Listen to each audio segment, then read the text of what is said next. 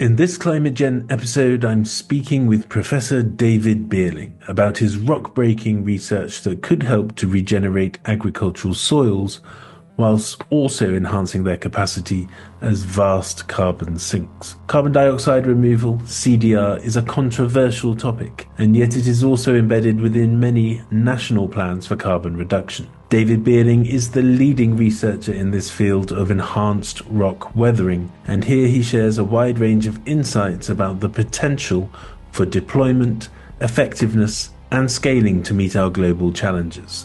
Obviously, no one is suggesting that this can replace carbon emissions reductions. The transition to renewables is the critical societal evolution of our times. Even this obvious statement sounds controversial at a time when powerful state-backed corporations are doubling down on fossil fuel production and profiteering. These are tough times for anyone who understands the science of climate change and the rate of ecological destruction, as we see the rise of corruption and actions of psychopaths that have long-term impacts on all our lives. With Europe having no choice but to propose hundreds of billions of euros be invested in a new arms race for defence in human conflict, we collectively appear blind to the threat posed by Mother Nature, a far mightier enemy of our own creation. In future episodes, we'll be exploring many related themes and also looking for ways to stay engaged in issues that matter without becoming psychologically exhausted.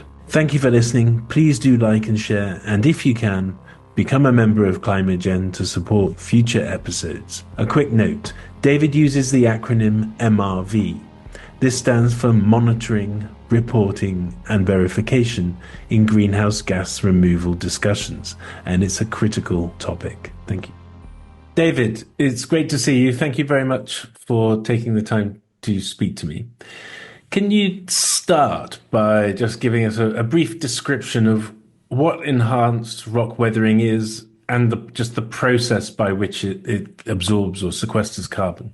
Thanks for the invite to be here and happy to talk about enhanced weathering. Terrestrial enhanced weathering is really the application of crushed silicate rocks to agricultural landscapes. The minerals within the rocks contain elements like calcium, magnesium that are slowly released. And then as they're released in the soil, they capture carbon, either in a soluble form as bicarbonate, which then drains through the soil and eventually makes its way into rivers and the oceans where it's stored for thousands of years. There's different rocks you can use to do this. The one that's most commonly proposed is a basalt, which is a very common, or the most common surface rock that's available, mostly left over from ancient volcanic eruptions. And I think there's some important co-benefits for enhanced weathering that some of these other carbon dioxide removal technologies don't have. So I guess foremost would be that as the reactions occur in the soil between the rocks and the water and the roots, you generate alkalinity, and this helps reverse soil acidification. Acidification of agricultural soils is a major issue globally because mainly caused by overuse of fertilizers. But as the soils become more acidic, then it limits the ability of crops to take up nutrients and so it limits yields. And that's why farmers typically apply lime or limestone to reverse that soil acidification. But if you apply crushed silicate rocks like basalt, then you get carbon capture and you get that liming effect for free. And then there's other elements in basalt as well, like potassium and phosphorus that are important for fertilizing crops. And micronutrients like iron and silica, manganese and molybdenum that are also important for healthy crops. So there's a whole suite of benefits both to food security and soil health that come along with doing enhanced weathering as well as the carbon capture.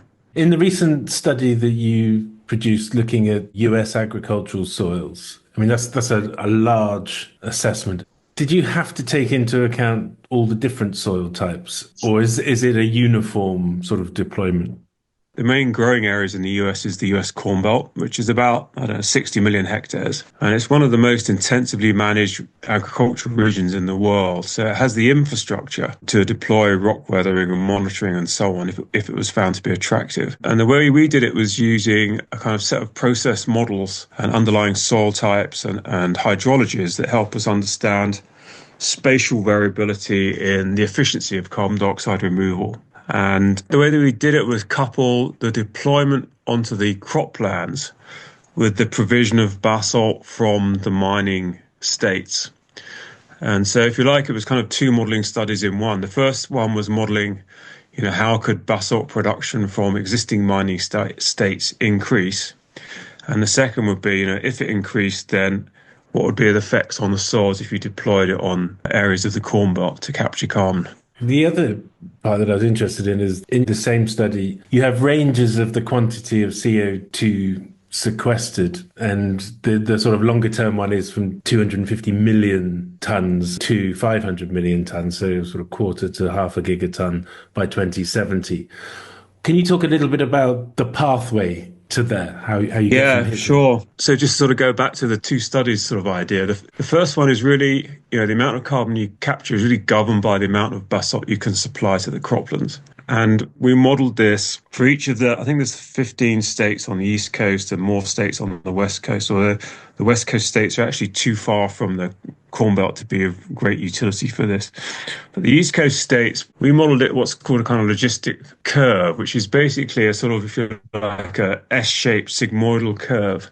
So basalt production starts really slow for one or two decades, and then it ramps up quickly, and then it reaches a limit and stays at that limit. And what we did is we developed these supply curves for each of the individual states, constrained by historical rates of increase in production, and also capped by the maximum, what we think was the maximum rate of production that they could have. And so in order to get to that quarter or half gigaton of carbon removal, what you have to consider is that there are lag times in the production of basalt that can go down onto the croplands, typically 1 or 2 decades before the production increases. And then as your production increases, then you can put the rock down over a larger geographical surface area, and that captures more carbon. It's very tightly constrained by the amount of rock that's available. And in the study, what we did was sort of look at sort of low and high options to sort of bracket what the potential might be.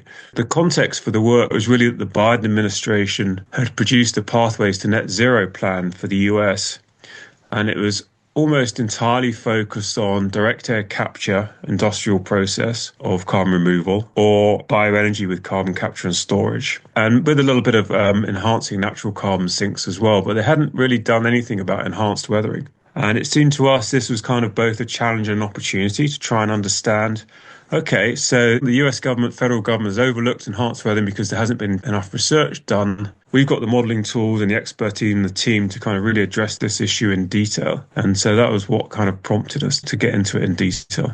Just to touch on it, because I think it's super important, is about quantifying and verifying the carbon once you're doing this. How do you do it? How reliable is it? Yeah, that's crucially important point. It's a hot topic. It's important to say that our study was basically a numerical simulation study using the best tools that were available. But then, there are companies in the US like Lithos Carbon, which are doing very extensive deployments. They are facing this issue about, okay, so how do you do MRV on these sites? So there's a couple of different ways that you can do MRV. One is you can apply geochemistry techniques that tell you how much of that basalt you've mixed in with the soil has actually undergone weathering, how much of it has chemically dissolved in the soil after a year or 2 years or 3 years. And if you know that, then you can figure out how much calcium magnesium is released. And then because those are positively charged ions, you know exactly how much carbon dioxide you must have captured. But the drawback of that, of course, is that some of those calcium magnesium ions get stuck on sticky sites in the soils like clays and organic matter, and they're not washed out. So you don't get that charge balance straight away. So there'd be a time lag in the delivery of the carbon dioxide removal. So there's pros and cons. So that's one way. And then the other way is to actually instrument the farm with what are called lysimeters, which are sort of tubes that enable you to sample the soil moisture or the soil water at depths. And then you recover the soil moisture under vacuum, and you can do chemical tests on that. And it tells you how much carbon you're capturing. So in an ideal world, you'll do both, because one gives you sort of instantaneous snapshot of carbon capture as it's happening, and the other one gives you kind of carbon dioxide removal on a promise. And then you have to think about how you rationalize those two in terms of carbon credits for the carbon market. You've talked about at the beginning a few of the sort of benefits that can come to the soil from this. Overall, does this align with the sort of rise in attention being focused on soils with regard to things like regenerative agriculture? Does it fit that framing? I think it does. Our cultural soils, as I said earlier, are severely degraded by intensification of agriculture and use of chemical fertilizers, repeated monocropping. And, they are depleted in many micronutrients and also soil organic matter, which is sort of crucial to soil health. And there are studies that suggest that if you do enhanced weathering because of the release of the calcium and magnesium ions, then they can kind of interact with the organic matter and increase the soil organic carbon content, which is a crucial feature of regenerative agriculture, is improved soil organic carbon. Some of the issues with regenerate ag is that, if you change your land use, then you can potentially release the carbon you're trying to capture. And you can also saturate the sinks as well. The soil organic carbon sinks. These tend to be issues that you don't encounter with enhanced weathering. So I think there is a lot of scope for thinking about how you would combine the two, actually. How much does it cost? I mean, what's the way in, and how do you get that going into a sort of a scale up, whereas it becomes a feasible economic proposition? Yeah, those are good questions. And there's about, 20 startups now in enhanced weathering space. And these are exactly the questions that they're grappling with in terms of what's their business model for making this attractive to farmers. And in a sense, in many ways, it shouldn't be an attractive business model, because what you have to do is invest all your money and your basalt supplies up front. And then you have to persuade farmers to put it down on the land. And then slowly you'll get carbon credits and recover your costs and turn a profit. But nevertheless, despite that, as I said, there has been, about 20 enhanced weathering companies that have now been funded either through climate funds or venture capitalist investment, where they think these problems aren't insurmountable. And yeah, I don't know the secrets of their business model. I'd be interested to learn it. They're still going. Whether they're still going in another 5 years, another matter. You talked about the Biden administration was a sort of spur for getting this going. Obviously, things have changed. And is there a way, and we'll just use the US as an example for the moment, but do you think that there's still a road to deployment despite the current political framework in the US? Getting it supported federally is going to be almost impossible, at least in the near term. I have colleagues in the US whose USDA and Department of Energy grants that are running large-scale field trials are basically frozen because of the Trump executive orders, and they've had to put postdocs and technicians on notice of leave because they might lose their jobs if the funds aren't frozen. So I think that the federal pathway is extremely difficult, at least in the near term. So that really only leaves commercial deployments for upscaling, and I think what's going to be critical for that is finding robust, transparent, cost-effective ways for doing MRV so that they can convince the carbon markets that the carbon credits they're offering are durable and robust. And enhanced weathering doesn't go down the same route as, say, reforestation credits with the Vera scandal, where it turned out that carbon credits weren't durable at all because with a fire or disease, then they will go back up into the atmosphere. So I think getting the MRV right is going to be crucial. In terms of thinking about the commercial picture, there has been the sale now of enhanced weathering carbon credits by a company in Brazil actually called InPlanet, who have now sold what I believe are the first carbon credits from enhanced weathering. And they've yet to release their protocols. So everybody's sort of waiting with bated breath to see exactly how they did it and whether we all agree that it is robust and transparent. But in terms of scaling it, at least in the US, it's going to have to be commercial.